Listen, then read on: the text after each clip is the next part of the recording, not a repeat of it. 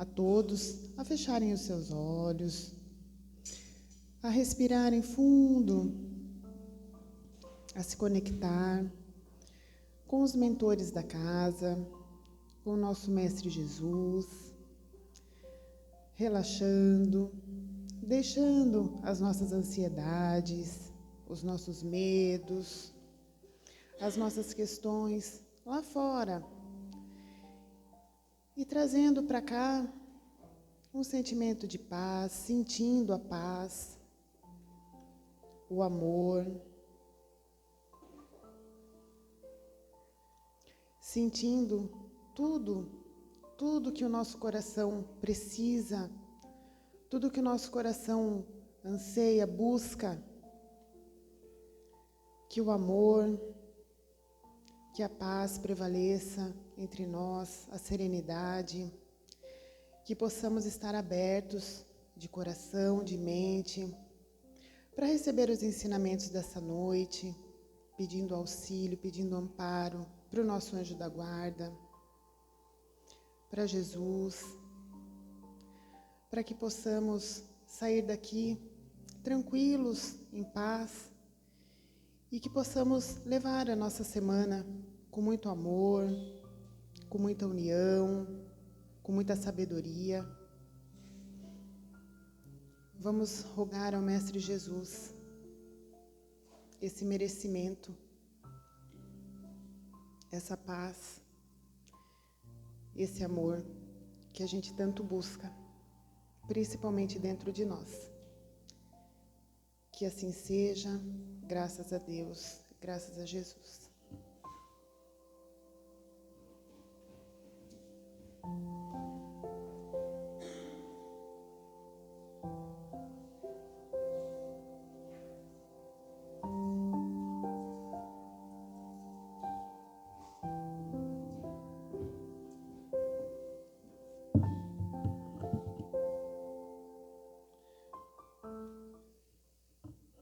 Boa noite, gente.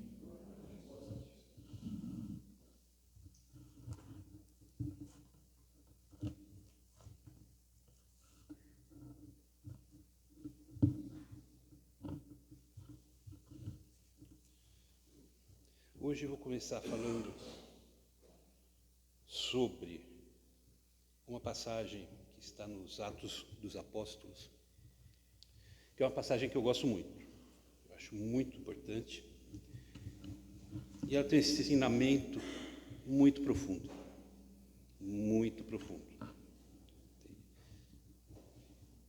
essencial para que a gente reflita, para que nós possamos alinhar, né, a nossa razão ao nosso desejo de nos tornarmos melhores, que é o que nos traz aqui, mas de uma forma concreta, né, de uma forma eficiente.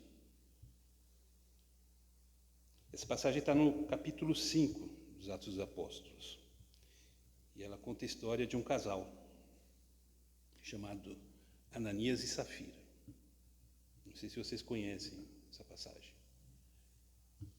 Os Atos dos Apóstolos, na verdade, ele é um conjunto de registros que Lucas escreveu no período posterior à desencarnação do Cristo, quando os apóstolos se reúnem para dar prosseguimento à obra. Lucas acompanhava, ele não era um dos apóstolos, mas ele acompanhava, ele tinha muita amizade com Paulo, com Mateus e com João.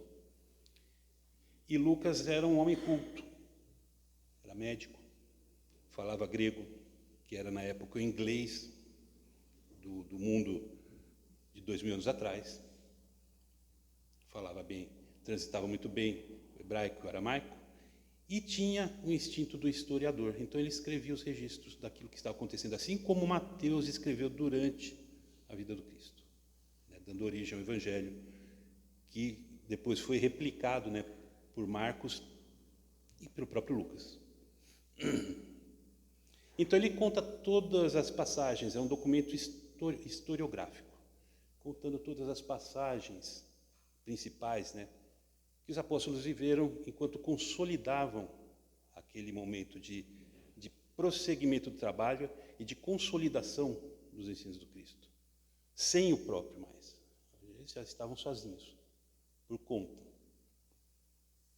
Então é um registro muito bacana de estudar, para entender como as coisas funcionaram, como as coisas se construíram.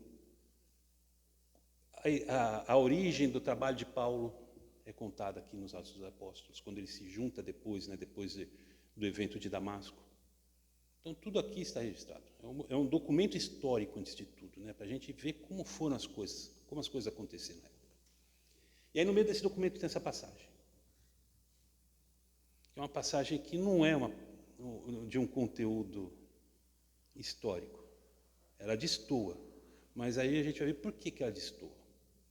Eu vou ler ela rapidamente para vocês, para então ter uma ideia, contextualizar o tema que a gente está tratando. Então, Lucas conta sobre esse homem, chamado Ananias, que era dono de uma propriedade. E ele decide se juntar aos apóstolos, a essa comunidade inicial dos apóstolos, que se reunia em um local conhecido como a Casa do Caminho.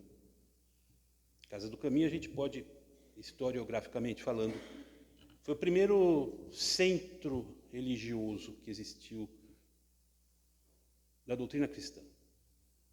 Então, era um lugar onde os apóstolos moravam, onde eles atendiam as pessoas e onde eles pregavam os ensinamentos do Cristo. As pessoas se reuniam como a gente está reunido aqui hoje.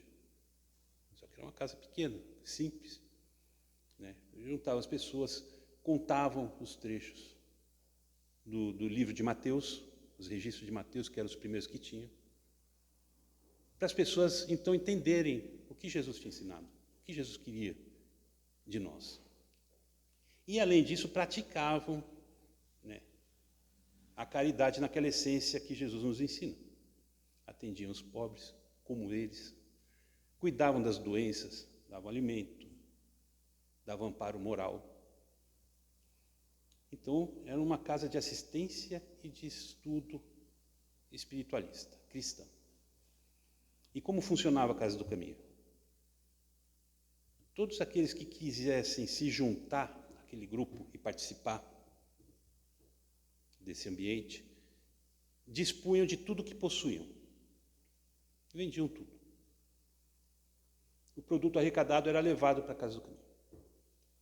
E como é dito aqui no livro, é colocado aos pés dos apóstolos de Pedro, que era considerado o líder pela ascensão moral que ele tinha com relação aos demais. Então, era ele quem cuidava dessa arrecadação. E esse produto, esse dinheiro, era usado como? Por todos aqueles que precisassem, na medida de suas necessidades. Então, se alguém precisasse de alguma coisa, então ele podia pegar um valor correspondente e usar.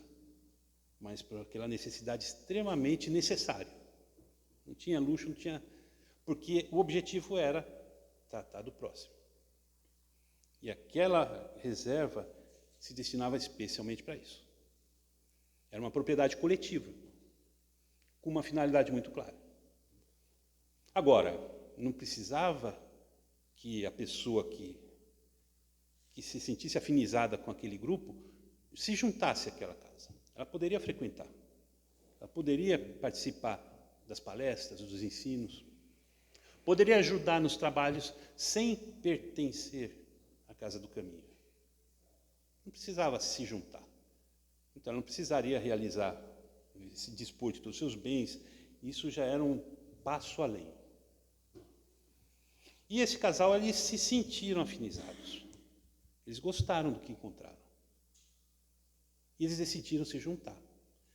Quer dizer, eles não quiseram só ficar na assistência, no público que frequentava e que ouvia e que aprendia e que talvez começasse a trabalhar junto, inspirado por aquele grupo.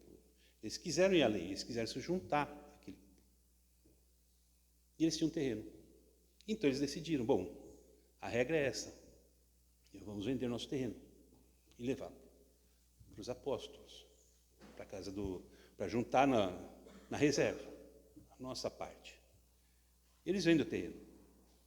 E quando eles estão se dirigindo à Casa do Caminho, Os dois começam a conversar. E se não der certo essa história? De repente a gente está dando um passo maior que a perna. E a gente perde tudo. Melhor a gente ser previdente. Afinal de contas, a gente precisa também pensar, né? A gente tem que ter um pouco de astúcia também. Então eles decidem, antes de chegar à casa do caminho, reservam metade do dinheiro e guardam. Uma reserva de emergência. Hoje em dia a gente tem esse nome. Deixa guardado, caso dê algum problema. E leva metade. Afinal de contas, um terreno tem o seu valor também, a metade não era uma coisa desprezível. E Ananias chega com esse produto para Pedro. E levou o valor a metade, 50% da venda. Entrando na sala, depositou aquele valor, feliz pela iniciativa. Então disse Pedro: Ananias, por que encheu Satanás teu coração, para que mentisses ao Espírito Santo, reservando parte do valor do campo? Conservando, porventura, não seria teu? E vendido, não estaria no teu poder? Como, pois, assentaste no coração esse desígnio? Pois não mentiste aos homens, mentiste a Deus. Ouvindo essas palavras, Ananias caiu e expirou, sobrevindo grande temor a todos os ouvintes. Levantando-se os moços, cobriram-lhe o corpo e, levando-o, o sepultaram. 3 horas depois entrou a mulher de Ananias, Safira, não sabendo o que ocorrera. Ela foi atrás do marido para ver se tinha dado tudo certo, com adesão. Então Pedro, dirigindo-se a ela, perguntou-lhe: Dize-me, vendeste, portanto, aquela terra? Ela respondeu: Sim, portanto. Tornou-lhe Pedro: Por que entrastes em acordo para tentar o Espírito do Senhor? Eis aí à porta os pés dos que sepultaram teu marido, e eles também te levarão. No mesmo instante caiu ela aos pés de Pedro e expirou. Entrando os moços, acharam-na morta, e levantando-a, sepultaram-a junto do marido. E sobreveio grande temor a toda a igreja e a todos quantos ouviram a notícia desses acontecimentos. Dá para ver por que essa passagem destoa desse contexto de registro histórico de Lucas, né? Porque isso daqui, se isso aqui fosse verdade, a gente morrer porque soltou uma mentirinha, né, de boa vontade, a sala estaria vazia. Então não é verdadeiro isso aqui. A gente não pode levar isso ao pé da letra. Aconteceu isso, a pessoa morreu, falou e puf, morreu. De repente pode até ser, não sei, né? A gente não estava lá para ver. Mas acredito que não.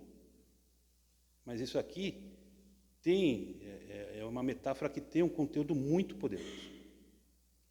Porque fala direto para aquele que deseja se tornar um discípulo. Deseja se tornar alguém que segue o Cristo. Ou seja, alguém que deseja evoluir.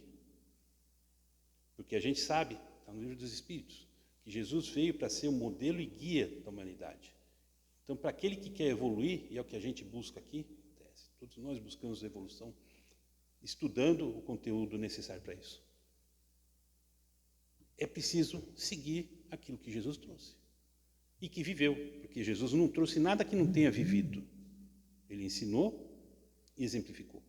E exemplificou para que a gente visse, aprendesse e repetisse, né? E replicasse na nossa vida. Que fôssemos como imitações do Cristo. Aliás, esse era o padrão, inclusive, que se firmou no começo da Igreja Católica, da teoria católica. Tem um livro de um filósofo católico muito importante, do começo da Idade Média, Tomás de Kempis, que chama Imitação do Cristo, dizendo exatamente essa proposta. Que o Evangelho, na verdade, nada mais seria do que o estímulo para que todos nós imitássemos. Nós devíamos nos preocupar somente isso, imitar Jesus. Guia e modelo. Não tem outro caminho. Agora, imitar Jesus, ou evoluir, ou progredir, exige uma contrapartida. E é disso que fala essa passagem. Compromisso. Há que se ter compromisso. E o compromisso não admite contemporização.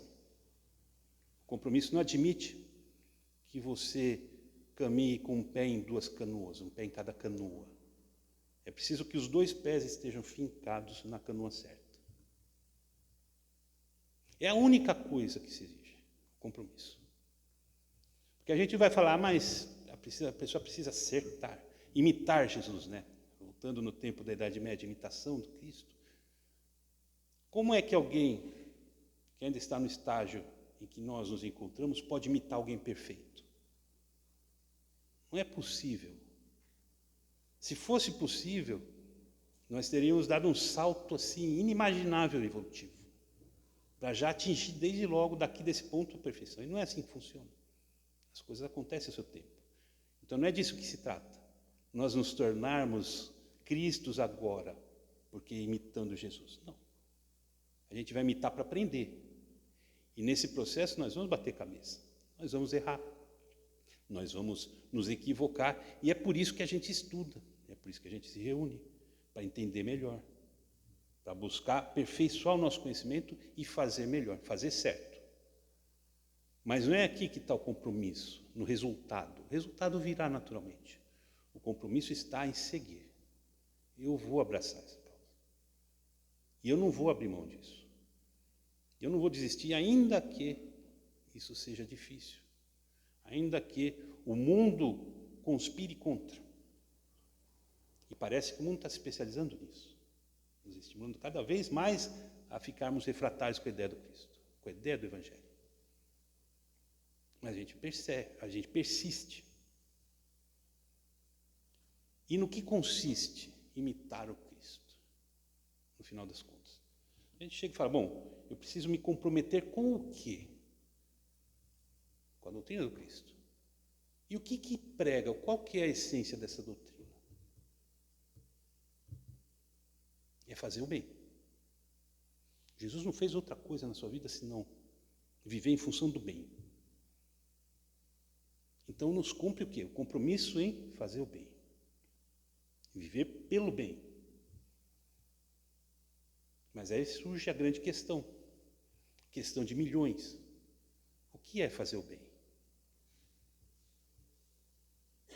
Quem vai me responder aqui? Ninguém. E vocês querem chegar em nosso lar, sem saber o que é fazer o bem. Vai ser meio difícil. Porque é a base. Onde a gente pode encontrar isso? Kardec se preocupou com isso. Os espíritos, quando se reuniram para codificar, para trazer a doutrina espírita, se preocuparam com isso. Por quê? Porque havia chegado um momento em que as nossas mentes, o nosso intelecto, a nossa razão já estava preparada para absorver aquilo que foi ensinado no Evangelho, mas de forma plena. Sem os subterfúgios das parábolas ou da linguagem velada que às vezes Jesus usava para não queimar etapas de conhecimento. 1800 anos depois do Cristo, a gente já estava preparado. E eles vieram e trouxeram tudo explicado de uma forma didática, de uma forma muito pedagógica, para que a gente pudesse entender de forma clara e aí, sem sombra de dúvida, poder trazer para o nosso cotidiano, para a nossa vida. E aí, na questão 630 do Livro dos Espíritos, Kardec pergunta, como se distingue o bem do mal? O que é o bem e o que é o mal? E os Espíritos respondem, o bem é tudo aquilo que se aproxima da lei de Deus. O mal é tudo aquilo que se afasta da lei de Deus. Então aí a gente fala, bom, então já temos um conceito para entender e para processar. O bem se aproxima das leis de Deus, o mal se afasta das leis de Deus. E que são as leis de Deus? O que dizem as leis de Deus? Já que a gente tem que se aproximar, o que dizem as leis de Deus? Aí quem facilitou o processo de aprendizado não foi Kardec nem espiritualidade, foi o próprio Cristo. Ele falou, olha, tem muita coisa? Tem, mas eu vou facilitar para vocês. Tudo se resume, toda lei, profeta, tudo se resume em 2 mandamentos. Amar a Deus e amar ao próximo como a si mesmo. Então a lei é isso. Tem outras leis. Leis que a gente vai entender melhor, conforme aprimorando o nosso conhecimento, mas que são subsidiárias, porque elas somente vão agregar essa lei principal. Outras leis, que são leis naturais, que são leis divinas, porque não fomos nós que criamos, mas que se aplicam automaticamente e não dependem da nossa força de vontade. Tipo a lei da gravidade, né? A gente está preso aqui, não precisamos ficar pensando, grude na terra, senão flutua. Não precisa. É uma lei natural. Mas essa é automática. Agora, a lei que nos leva ao bem é o amor. Então, o que seria imitar o Cristo? Qual o compromisso que nos é pedido relativamente a essa lei maior, ao projeto, à base do progresso, à base da evolução, à base da construção crística da nossa personalidade, do nosso ser? É o amor.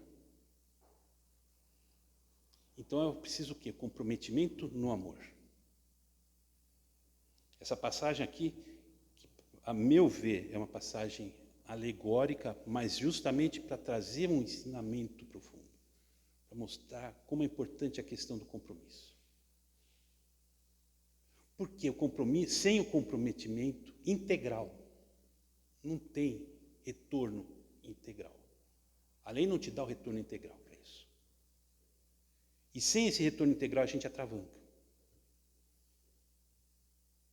E quem falou isso, quem mostrou isso de uma forma prática, não foi Lucas ou não foram os apóstolos, mas o próprio Cristo. Nós temos duas passagens no Evangelho que são muito significativas sobre isso. Uma delas está em Lucas, capítulo 13, versículos 23 a 28. Basicamente, Jesus conversando com os seus apóstolos. Um deles pergunta, um dos transeuntes pergunta, o que a gente precisa fazer para se salvar, Jesus? E Jesus fala, esforçai-vos para entrar pela porta estreita. Porque eu vos digo que muitos procurarão entrar e não poderão. Aí Jesus fala, quando o pai de família se levantar e cerrar a porta, e começardes de fora a bater a porta, dizendo, Senhor, Senhor, abre-nos. Respondendo ele, vos disser, não sei de onde vós sois.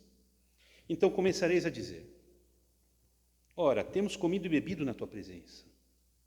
Tu tens ensinado nas nossas ruas. E Jesus vos responderá, digo-vos que não vos conheço, nem sei de onde vós sois. Apartai-vos de mim, vós todos que praticais a iniquidade. Então aqui, veja, Jesus está se dirigindo para um grupo de pessoas que seguiam a sua comitiva, que estavam presentes nos locais onde Jesus fazia suas pregações, que partilhavam da mesa do Cristo, comiam e bebiam com Ele, conviviam com Ele. Ainda assim, Jesus falou, vocês eu não vos conheço, apartai-vos de mim. Em outra passagem que está em Mateus, capítulo 7, versículos 12 a 18, aí Jesus vai mais além. Porque aí ele começa na sua pregação também, em outro momento, e aí ele diz, nem todo que me diz Senhor, Senhor, entrará no reino dos céus, mas aquele que faz a vontade de meu Pai que está nos céus. Muitos me dirão naquele dia, Senhor, Senhor, nós não profetizamos em teu nome, em teu nome nós não expulsamos demônios, em teu nome nós não fizemos muitas maravilhas. Então lhes direi abertamente, nunca vos conheci, apartai-vos de mim, vós que praticais iniquidade. O primeiro grupo convivia com Cristo, estava ali partilhando a mesa dele, nas praças, talvez estivesse lá quando ele estava na montanha fazendo o sermão no monte, convivendo.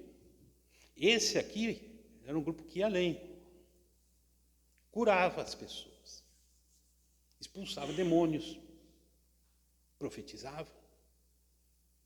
Mas não está fazendo bem? Por que Jesus está condenando? Por que Jesus está rejeitando, repelindo? Eles não estavam agindo, eles estavam beneficiando as pessoas.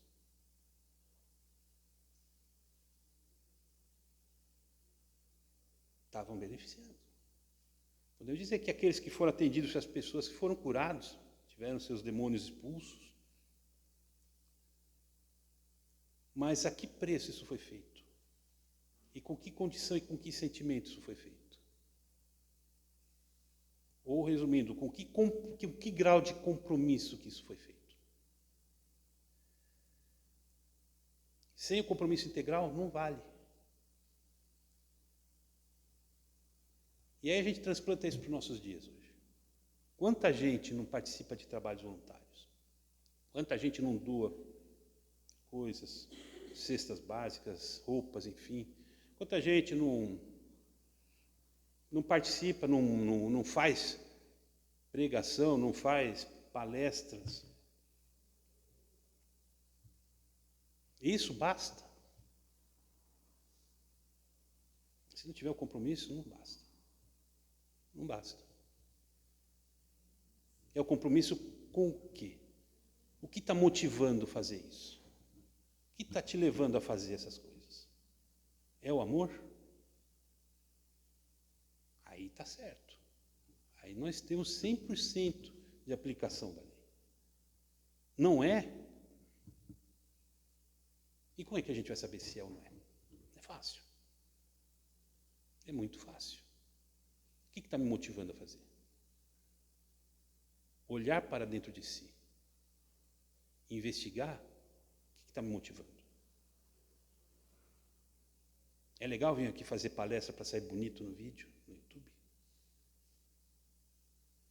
Para mim não é um problema, isso já é um problema porque não sai bom. O Eduardo já acabou de falar que nem com inteligência artificial consegue ficar bonito na imagem. Então não me ajuda. Mas quantos não estão... O que mais a gente vê hoje nos canais, redes sociais, YouTube, essas coisas, é gente que se aproveita disso para divulgar, mas a troco do quê? De seguidores, que monetizam, que geram dinheiro.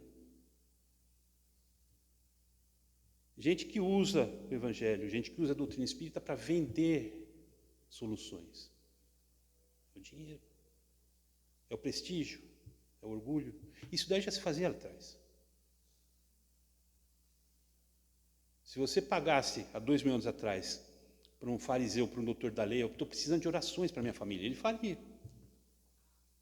As mais belas orações, porque eles conheciam tudo de cor. Por um preço. Mais bela oração, mais caro seria o preço, mas eles fariam. Bastava você pagar. Agora fala, bom, de que me serve rezar por alguém a troco de dinheiro? Com que eu estou comprometido nessas situações? Com a minha vaidade? Com o meu orgulho? Com as minhas finanças? Isso não é o compromisso do Cristo. Não é o compromisso que foi cobrado aqui nessa passagem. E que nos é pedido pelo Cristo. Até porque ele não nos obriga a nada. Isso que é interessante. Se eu não quiser fazer, eu não preciso fazer agora. Eu não quero seguir isso daqui. Não acho isso daqui certo. Eu acho que a população tem que ser mesmo dividida, tem que ter castas. A gente tem que subordinar aqueles que são inferiores a nós. Só assim, tá bom, tudo bem. Ele nos permite que seja assim. Ele até prefere que seja assim. Porque lá no Apocalipse, quando ele está falando às igrejas, as 7 igrejas da Ásia Menor, dentro da comunidade de Paulo, para uma 10, a de Laodiceia, ele fala, Jesus fala, ele escreve, eu conheço vocês, eu conheço suas obras, eu sei que vocês não são nem quentes nem frios. Ah, quem dera que vocês fossem ou frios ou quentes, mas vocês são mornos. E é por isso que eu vos vomito de minha boca. Porque o morno é aquele que não está de lado algum. E se não está de lado algum, ele não influencia em nada, nem para a resistência daqueles que querem atravancar o progresso, mas nem para a construção do progresso. Ele é um zero. Por isso que se descarta. E quando a gente faz as coisas sem comprometimento, A gente não está indo além do zero. Ah, mas eu ajudei o fulano. Fulano recebeu a comida que eu dei, a roupa que eu doei. Ele pode ter recebido, mas e eu? Eu entendi o que o Cristo veio me ensinar? E eu trouxe isso para a minha vivência? Não. Aí, somos Ananias, inspirando. Por quê? Eu quis fazer, mas eu não me entreguei. Eu não fui 100%. Então vejam, é por isso que eu gosto dessa passagem, porque ela traz um ensinamento poderoso para a gente. Porque mexe exatamente com aquilo que a gente busca. Todos nós aqui estamos buscando progredir, nos tornar pessoas melhores. Isso não é um trabalho gratuito, não é algo que vem como uma graça para nós. Exige algo de nós também, exige compromisso. Quer? Faça. Assuma. Seja. Entende? Não estamos falando, de novo, do acerto, do resultado. O resultado será perfeito na hora que a gente se aperfeiçoar. Tudo bem. Não é esse o ponto que vai nos qualificar nessa busca. É no compromisso de seguir, de abraçar, de imitar o Cristo. Eu quero imitar o Cristo. De ser essa imitação. Esse é o compromisso. A gente sai daqui agora, vai para as nossas casas, para os nossos lares, para o nosso meio, para o nosso cotidiano. Como é que a gente vai lidar com quem pensa diferente da gente? Com quem não age de acordo com os meus padrões de conveniência? Com quem me aborrece porque me traz questões que eu não tenho interesse em saber? Com quem bota som alto sexta-feira, 10 horas da noite? Exatamente aquele disco que você mais detesta, do artista que você mais detesta. Como você vai lidar com essas pessoas? Como é que você vai lidar no trabalho com aquele colega que te chega, pedindo um conselho, bem naquela hora que você está preocupado, tentando resolver as coisas no fim do mês, planilhas, mas ele quer dividir uma experiência pessoal que está pesada para ele? Como é que você vai reagir com isso? É nessas horas que a gente vai ver o compromisso.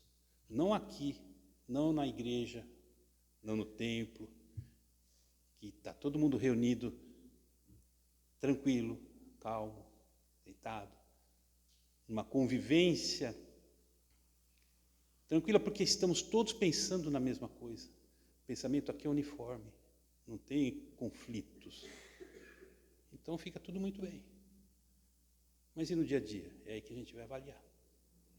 É lá que tem que ser feito o compromisso, não aqui. Quanto tempo a gente viveu em outras filosofias religiosas? Eu que vim do catolicismo, tenho que ir todo dia, todo domingo na missa. Todo sábado tem que fazer a comunhão, confessar para o padre. Hóstia. Aí faz todo aquele ritual da igreja, e repete, e aí? Passa a vida repetindo isso, né? Para onde isso te levou? Para o círculo. Você não sai do lugar. Entende? Então, essa é a ideia. Por isso que eu acho bacana a gente estudar isso aqui. E, em complemento, capítulo 17. Capítulo 17 do nosso Evangelho. Muitos os chamados e poucos os escolhidos. Aliás, desculpe, capítulo 18. Muitos os chamados e poucos os escolhidos. Para a gente entender essa questão. Por que são poucos os escolhidos? O chamado é praticamente para todos. Não é para todos, porque tem gente que não quer ser chamado e Jesus respeita isso, e Deus respeita isso.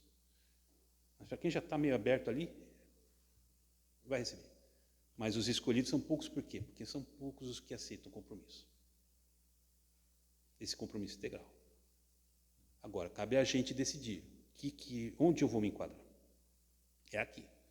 Então, Atos capítulo 5, Evangelho segundo o Espiritismo capítulo 18. É um negócio bem bacana de estudar. Recomendo, até para ir além do que a gente pode discutir aqui em meia hora de palestra. Passou um pouquinho de meia hora, né? Mas ainda assim é pouco. É pouco tempo para a gente aprender. agradeço a paciência de vocês, recomendo de novo o estudo, certo? Vocês tenham uma ótima semana abençoada. E, antes de terminar, reforçando o recado que a Silvia deu aqui no começo, nosso café filosófico, sábado, 3 horas da tarde aqui. Palestra do Cosme Massi sobre ética e moral espírita. Nos tempos de hoje, esse mundo está todo conflituoso aí, como você vai ser a resistência? Né? Então, palestra, bate-papo, troca de ideias, café e pipoca. Podia ser melhor? Podia ter picanha? Picanha faz mal para o colesterol, então não. Fica com a pipoca. Pipoca é boa para a dieta. Né? Então, obrigado pela paciência. Uma boa semana para todos.